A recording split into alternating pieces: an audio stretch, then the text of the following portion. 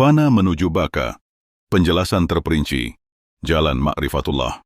Amalan untuk tenggelam dalam fana menuju baka dan sempurnanya Ma'rifatullah adalah sebuah perjalanan rohani yang sangat dalam, melampaui batas akal, dihiasi samudra rahasia ilahi yang hanya bisa dituju dengan ketulusan, kesabaran, dan penyerahan total. Yang pertama, seorang hamba wajib menempuh syariat dengan sempurna, yaitu menjalankan semua perintah Allah Subhanahu wa Ta'ala dan menjauhi larangannya sebagaimana termaktub dalam surah Al-Baqarah ayat 277. Sesungguhnya orang-orang yang beriman mengerjakan amal saleh, mendirikan salat dan menunaikan zakat, mereka mendapat pahala di sisi Tuhan mereka. Kedua, memasuki tarekat, yaitu mendidik batin melalui zikir, mujahadah, riyadah, dan muraqabah sebagai jalan melatih jiwa agar patuh dan tunduk sepenuhnya, di mana dalam surah Al-A'raf ayat 156 Allah Subhanahu wa Ta'ala memerintahkan agar hati senantiasa mengingatnya dengan khusyuk dan penuh ketakutan. Ketiga, hakikat, yaitu tahap tersingkapnya rahasia keesaan Allah Subhanahu wa Ta'ala yang disebut juga syuhudul wahdah, melihat satu dalam banyak, sebagaimana firman Allah Subhanahu wa Ta'ala dalam surah Al-Ikhlas ayat 1 hingga 4. Katakanlah, dialah Allah yang Maha Esa. Allah tempat meminta segala sesuatu. Dia tidak beranak dan tidak diperanakan. Dan tidak ada seorang pun yang setara dengannya. Keempat, makrifat, yaitu pengetahuan langsung melalui rasa dan cahaya yang dilimpahkan Allah Subhanahu wa Ta'ala, bukan sekadar teori, sebagaimana dijelaskan dalam hadis Qudsi diriwayatkan oleh Imam Bukhari. Aku adalah perbendaharaan tersembunyi. Aku ingin dikenal, maka aku ciptakan makhluk agar mereka mengenalku. Setelah melewati 4 tahap tersebut, masuklah seorang hamba pada amalan inti, yaitu zikir sir atau zikir nafas, di mana setiap tarikan nafas disertai la dan hembusan ilaha illallah, hingga seluruh sel tubuh berzikir, sesuai firman Allah Subhanahu wa Ta'ala dalam surah Qaf ayat 16. Dan sesungguhnya, kami telah menciptakan manusia dan mengetahui apa yang dibisikkan oleh hatinya, dan kami lebih dekat kepadanya daripada urat lehernya. Kemudian, tahap berikutnya adalah fana, yaitu lenyapnya rasa keakuan, ana, sehingga hamba tidak lagi melihat dirinya sebagai pelaku, tetapi segala perbuatan semata-mata milik Allah Subhanahu wa Ta'ala, di mana sabda Rasulullah Shallallahu Alaihi Wasallam dalam hadis Qudsi, jika aku mencintainya, aku menjadi pendengarannya yang dia gunakan untuk mendengar, penglihatannya yang dia gunakan untuk melihat, tangannya yang dia gunakan untuk memukul, dan kakinya yang dia gunakan untuk berjalan. Ini menegaskan bahwa seorang hamba yang mencapai fana telah hilang dalam kehendak Allah Subhanahu wa Ta'ala. Selanjutnya, setelah fana, seorang hamba masuk ke tahap baka, yaitu kekal bersama Allah Subhanahu wa Ta'ala, di mana kesadaran ilahi menetap selamanya tanpa terputus, sebagaimana dijelaskan dalam surah Al-Hadid ayat 3. Dialah yang awal dan yang akhir, yang zahir dan yang batin, dan dia maha mengetahui segala sesuatu. Dalam tahap baka, seorang arif tidak lagi terikat oleh rasa spiritual semata, melainkan kembali kepada masyarakat dengan membawa rahmat, memancarkan kasih sayang, menjadi wujud nyata firman Allah Subhanahu wa Ta'ala dalam surah Al-Anbiya ayat 107. Dan tidaklah kami mengutus engkau, Muhammad, melainkan sebagai rahmat bagi seluruh alam. Selanjutnya, seorang murid makrifat harus memiliki adab yang sangat halus, yaitu sabar, ridha, syukur, tawakal, khauf, rasa takut, raja, rasa harap, mahabbah, cinta, yang semua itu merupakan buah dari zikir mendalam. Sebagaimana dikatakan oleh para sufi, barang siapa mengenal dirinya, maka ia akan mengenal Tuhannya, yang artinya seseorang harus membersihkan cermin hati dari karat nafsu, agar cahaya ketuhanan dapat memancar jernih.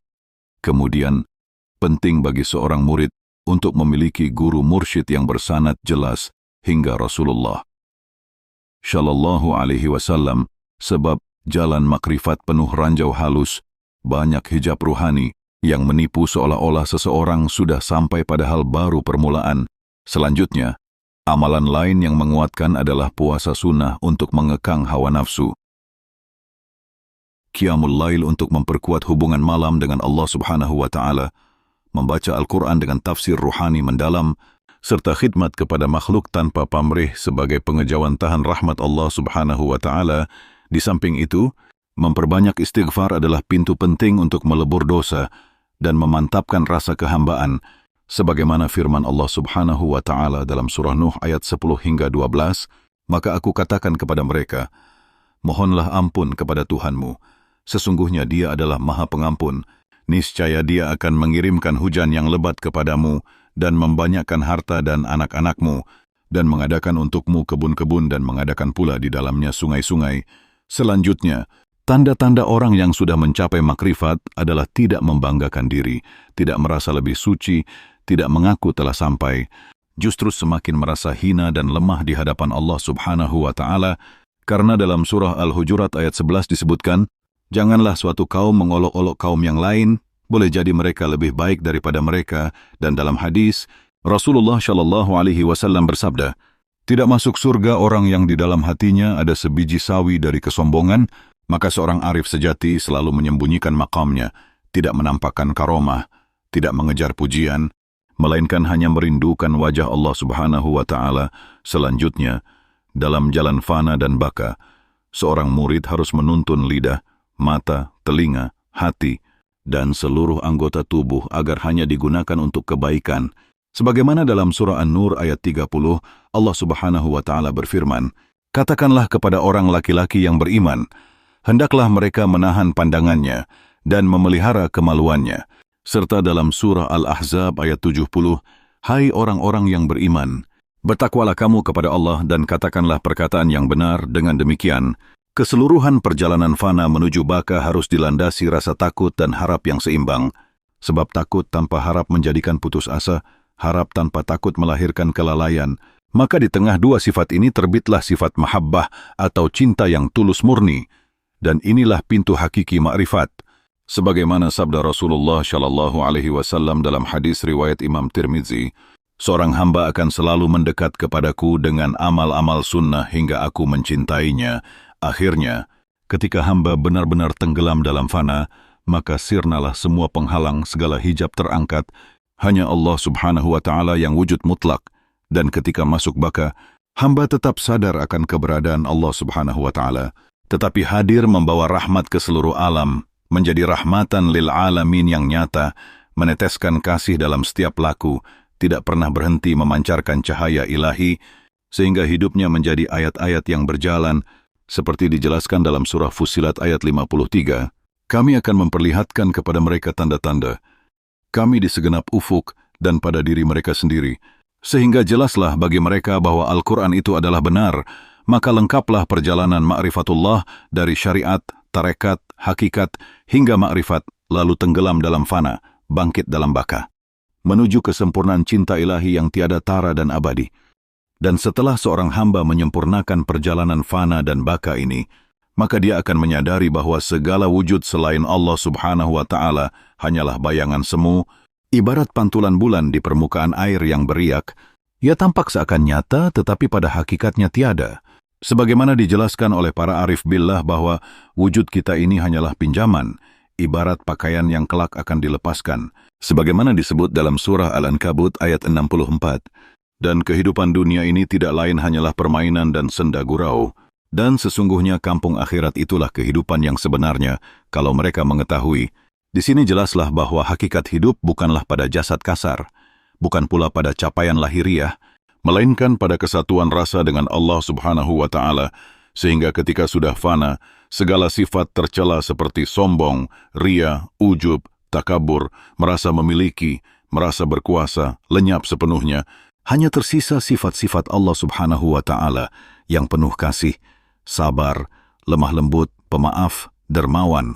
Sebagaimana Rasulullah Shallallahu Alaihi Wasallam bersabda dalam hadis riwayat Imam Muslim, sesungguhnya Allah itu maha lembut dan mencintai kelembutan dalam segala perkara, dan dalam kondisi baka, sang arif tetap makan, minum, tidur, bekerja, berkeluarga, tetapi hatinya senantiasa tenggelam dalam samudra tauhid.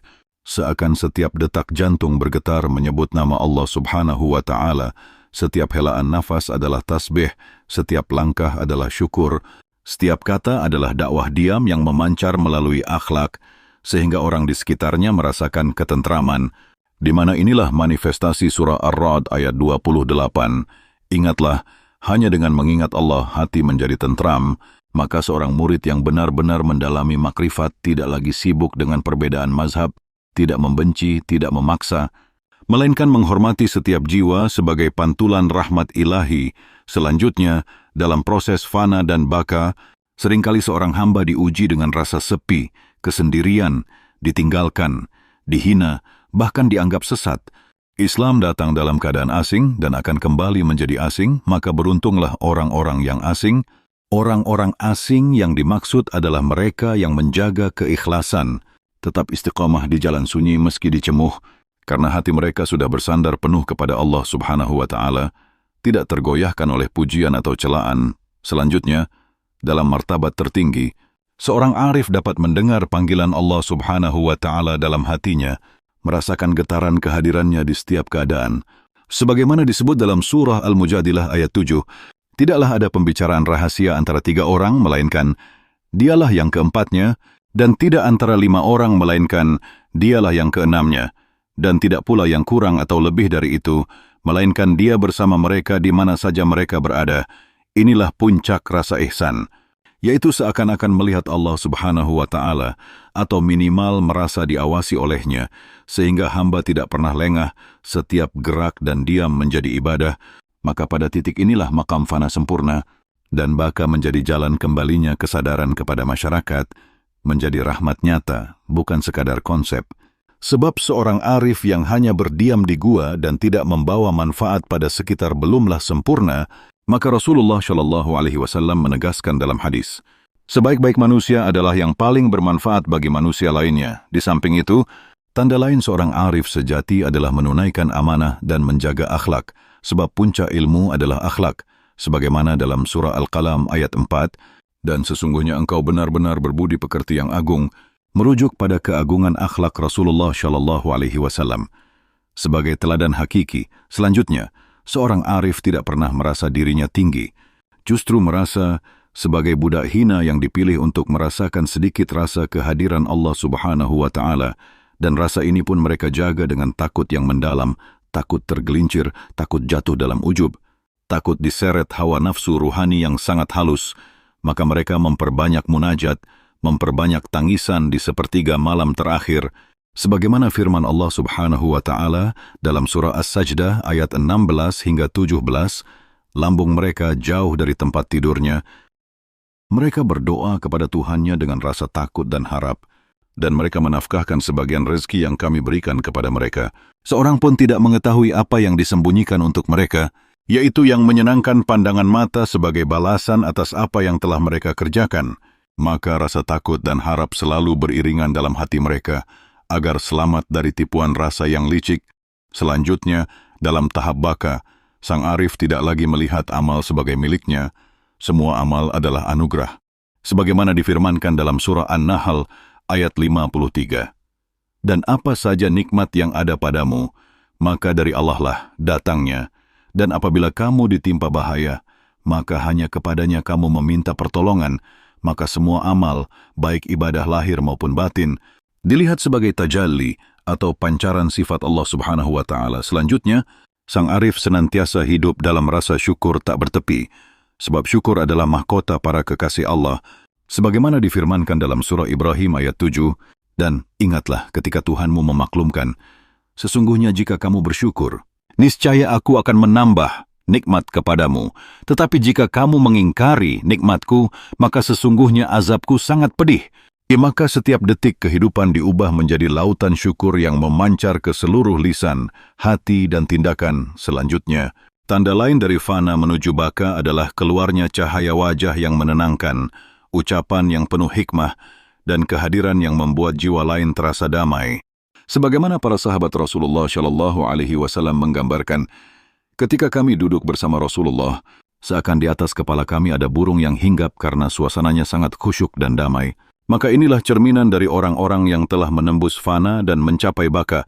Mereka menjadi lentera-lentera bagi sekitar, tidak menyakiti, tidak menghakimi, tidak mengklaim, melainkan melembutkan, menyejukkan, memuliakan setiap makhluk sebagai pantulan kasih Allah Subhanahu wa Ta'ala. Akhirnya, seluruh perjalanan ini kembali bermuara pada kalimat tauhid, la ilaha illallah, tiada Tuhan selain Allah, yang dalam makrifat dihayati bukan sekadar ucapan lisan, melainkan rasa total yang meresap hingga ke sumsum tulang, mengalir dalam darah, menyatu dengan denyut jantung, hingga lenyap semua selain Allah Subhanahu wa Ta'ala, dan di sanalah letak kesempurnaan ma'rifatullah, yakni fana fi Allah, dan baka billah, melebur dalam keesaan, lalu kembali dengan membawa keindahannya, menjadi wujud kasih tanpa batas, hingga pada akhirnya, tiada lagi yang dicari selain ridha Allah Subhanahu wa Ta'ala semata. Sebagaimana disebut dalam surah Al-Bayyinah ayat 8, keridaan Allah adalah lebih besar, itulah keberuntungan yang agung. Maka selesailah sudah seluruh penjelasan tentang fana menuju baka, dengan satu paragraf panjang yang memuat hakikat terdalam ilmu makrifat, lengkap, rinci, penuh tafsir ayat Al-Quran, hadis, serta refleksi para arif billah. Sebagai penjelasan dan renungan bagi siapa saja yang benar-benar ingin menyelam ke samudra rahasia ilahi, bukan sekadar mengetahui, tetapi benar-benar merasakan kehadirannya di setiap denyut kehidupan yang fana. Dan ketika seorang hamba sudah berjalan sempurna dalam fana menuju baka, dia akan menyadari bahwa seluruh alam semesta hanyalah tajalli atau pernyataan dari sifat-sifat Allah Subhanahu wa Ta'ala. Semua gerak dan diam, datang dan pergi, hidup dan mati, hanyalah bayangan dari kehendaknya. Sebagaimana dijelaskan dalam surah Ar-Rahman ayat 26 hingga 27, semua yang ada di bumi itu akan binasa. Dan tetap kekal wajah Tuhanmu yang mempunyai kebesaran dan kemuliaan. Maka sang arif melihat segala peristiwa sebagai pelajaran, tidak lagi memandang cobaan sebagai musibah semata, tetapi sebagai panggilan lembut dari Allah Subhanahu wa Ta'ala, agar kembali, agar sadar, agar sujud lebih dalam. Hingga sang hamba benar-benar memahami makna sabar yang hakiki. Sabar bukan hanya diam menahan derita, tetapi sabar adalah menerima, ridha, ikhlas, bahkan mencintai setiap takdir, sebagaimana disebut dalam surah Al-Baqarah ayat 155 hingga 156. Dan sungguh akan kami berikan cobaan kepadamu dengan sedikit ketakutan, kelaparan, kekurangan harta, jiwa, dan buah-buahan. Dan berikanlah kabar gembira kepada orang-orang yang sabar, yaitu orang-orang yang apabila ditimpa musibah, mereka mengucapkan, Inna lillahi wa inna ilaihi raji'un. Dan di sini sang arif menemukan rahasia besar, bahwa dalam setiap nafas terkandung panggilan untuk kembali, setiap sakit adalah rindu Allah Subhanahu wa Ta'ala, setiap kehilangan adalah gerbang untuk mendekat, maka tangisan di sepertiga malam bukan sekadar air mata kesedihan, melainkan air mata rindu, air mata cinta, air mata malu, karena menyadari betapa kecil diri di hadapan kebesarannya, sebagaimana dalam hadis riwayat Imam Bukhari, Rasulullah Shallallahu Alaihi Wasallam bersabda, ada 7 golongan yang akan mendapat naungan pada hari tiada naungan selain naungan Allah. Salah satunya adalah seseorang yang mengingat Allah dalam kesendirian, lalu kedua matanya basah berlinang air mata. Maka tangisan seorang arif adalah tangisan yang membersihkan hati, melembutkan ruh, membasuh dosa, menumbuhkan bunga-bunga rahmat di taman batin. Dan ketika tahap ini semakin dalam, sang arif mulai memahami rahasia kehinaan diri, merasa tidak layak memikul pujian, tidak layak menuntut balasan, sebagaimana dikatakan oleh Imam Junaid al-Baghdadi, makrifat itu adalah ketika engkau kehilangan dirimu, dan tidak melihat selain dia, maka seorang arif tidak pernah menuntut orang lain mengikuti jalannya, sebab ia sadar bahwa setiap ruh memiliki jalannya masing-masing, setiap detak memiliki irama ilahi yang tidak dapat dipaksa. Maka sang arif lebih banyak diam, mengamati, menyayangi, mendoakan dalam senyap, karena ia melihat setiap insan sebagai penari dalam panggung keagungan Allah Subhanahu wa Ta'ala. Dan di dalam diamnya, ia lebih fasih berceramah daripada ribuan khutbah, sebab cahaya batin lebih tajam daripada ribuan kata. Selanjutnya, Sang arif juga menyadari bahwa ilmu makrifat bukan untuk dipamerkan, bukan untuk mencari pengikut, bukan untuk menumpuk kehormatan, tetapi untuk meleburkan ego hingga lenyap. Maka semakin dalam makrifatnya, semakin hilang nama dan kemasyhurannya, sebagaimana dalam surah Al-Qasas ayat 83, negeri akhirat itu kami jadikan untuk orang-orang yang tidak ingin menyombongkan diri dan tidak membuat kerusakan di muka bumi. Dan kesudahan yang baik adalah bagi orang-orang yang bertakwa. Maka sang arif berusaha menjadi tanah, diinjak tetapi tidak membalas, menjadi air, membersihkan walau dicemari, menjadi angin, menyegarkan tanpa dipuji, menjadi api, menghangatkan meski disakiti, sebab semua sifat itu adalah cermin sifat Rahman dan Rahimnya. Kemudian, ketika sudah mencapai baka, sang arif senantiasa bersyukur dalam segala keadaan, makan syukur, tidur syukur, sakit syukur, sehat syukur, dan puncaknya, mati pun syukur, sebab baginya mati bukan perpisahan, tetapi pertemuan kekal dengan kekasih sejati, sebagaimana disebut dalam surah Al-Imran ayat 145. Dan setiap yang bernyawa pasti akan merasakan mati, hanya pada hari kiamat sajalah diberikan dengan sempurna balasanmu. Maka bagi sang arif, dunia hanyalah ruang tunggu menuju pangkuan kasihnya, bukan tempat berlama-lama. Dan jika masih diizinkan hidup, ia mengisinya untuk menanam cinta, menyirami damai, memanen pemaafan, agar ketika tiba saatnya pulang, ia membawa amal yang hanya sedikit, tetapi penuh keikhlasan, sebab Allah Subhanahu wa Ta'ala tidak melihat kuantitas, tetapi kualitas hati, sebagaimana sabda Rasulullah Shallallahu Alaihi Wasallam dalam hadis riwayat Imam Muslim. Sesungguhnya Allah tidak melihat rupa dan hartamu, tetapi Dia melihat hati dan amalmu. Kemudian, dalam kesadaran baka, sang arif juga menjaga adab lahir dan batin, menjaga pandangan agar tidak liar, menjaga lisan agar tidak menyakiti, menjaga telinga agar tidak mendengar yang batil, menjaga langkah agar tidak menapaki jalan maksiat. Sebagaimana firman Allah Subhanahu wa Ta'ala dalam surah Al-Isra ayat 36, dan janganlah kamu mengikuti apa yang kamu tidak mempunyai pengetahuan tentangnya. Sesungguhnya pendengaran, penglihatan dan hati, semuanya itu akan diminta pertanggungjawabannya, maka setiap gerak menjadi ibadah, setiap diam menjadi zikir, setiap senyum menjadi dakwah sunyi, dan setiap musibah menjadi mawar cinta yang mekar dalam taman batin. Akhirnya, perjalanan makrifat fana dan baka menuntun sang arif pada kesimpulan agung bahwa sesungguhnya tiada yang patut disembah, tiada yang patut diharapkan, tiada yang patut ditakuti, tiada yang patut dicintai secara mutlak kecuali Allah Subhanahu wa Ta'ala, sebagaimana firman-Nya dalam surah Al-An'am ayat 122. Dan apakah orang yang sudah mati, lalu kami hidupkan, dan kami berikan kepadanya cahaya yang dapat dia berjalan di tengah-tengah manusia, serupa dengan orang yang keadaannya berada dalam gelap gulita yang sekali-kali tidak dapat keluar daripadanya? Maka sang arif menjadi manusia bercahaya, tidak menuntut balasan, tidak menuntut pengakuan, sebab seluruh amal hanyalah milik Allah Subhanahu wa Ta'ala, dan dirinya hanyalah debu yang ditiup angin rahmatnya. Dengan demikian, sempurnalah perjalanan fana menuju baka sebagai puncak makrifatullah, menutup tirai keakuan, membuka tabir keabadian, membenamkan diri dalam samudra la ilaha illallah hingga lenyap semua selain Dia, dan lahirlah hamba sejati yang benar-benar tidak memiliki apa-apa kecuali rasa butuh mutlak kepada Allah Subhanahu wa Ta'ala semata.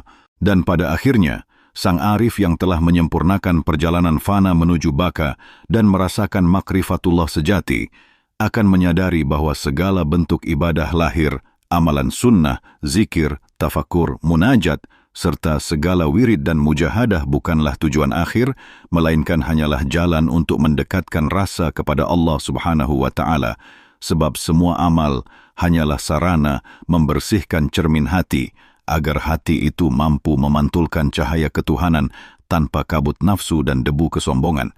Sebagaimana Allah Subhanahu wa Ta'ala berfirman dalam surah Asy-Syams ayat 9 hingga 10, sesungguhnya beruntunglah orang yang membersihkan jiwanya, dan sesungguhnya merugilah orang yang mengotorinya, Maka seorang arif terus menjaga kebeningan hati, tidak membiarkannya ternoda oleh cinta dunia, sanjungan, pujian, atau pengakuan, sebab mereka sadar bahwa dalam setiap pujian tersembunyi ujian keikhlasan, dalam setiap ujian tersembunyi rahmat Allah Subhanahu wa Ta'ala.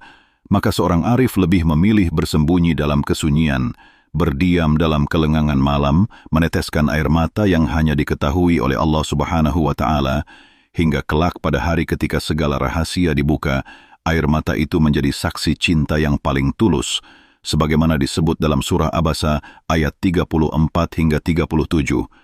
Pada hari itu manusia lari dari saudaranya, dari ibu dan bapaknya, dari istri dan anak-anaknya.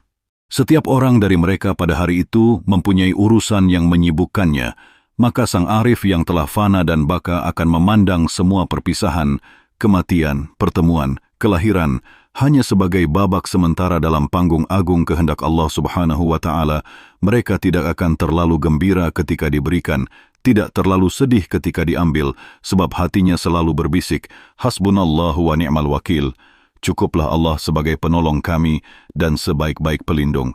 Hingga rasa takut hanya kepada Allah Subhanahu wa Ta'ala. Rasa harap hanya kepada Allah Subhanahu wa Ta'ala. Rasa cinta hanya kepada Allah Subhanahu wa Ta'ala. Dan di puncak makrifat inilah mereka merasakan rahasia kalimat tauhid, la ilaha illallah. Tiada Tuhan selain Allah. Tiada wujud hakiki selain Allah.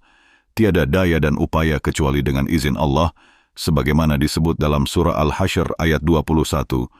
Sekiranya kami turunkan Al-Quran ini ke sebuah gunung, pasti kamu akan melihatnya tunduk terpecah belah karena takut kepada Allah. Maka hati sang arif menjadi lembut seperti tanah yang selalu siap menampung hujan rahmatnya, tidak lagi menganggap dirinya pemilik kebaikan, melainkan seluruh amal dilihat sebagai pinjaman kasihnya yang dititipkan sementara, hingga sang arif berjalan di bumi dengan penuh kasih, berbicara dengan kelembutan, menuntun dengan sabar, memaafkan dengan lapang dada, membantu dengan ikhlas, dan terus menebar rahmat seperti sang surya yang menyinari tanpa pilih kasih.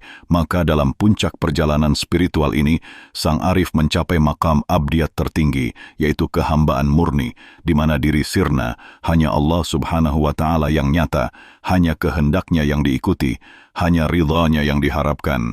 Sebagaimana Rasulullah Shallallahu Alaihi Wasallam bersabda dalam hadis qudsi diriwayatkan oleh Imam Bukhari, "Hambaku senantiasa mendekat kepadaku dengan amalan sunnah, sehingga aku mencintainya.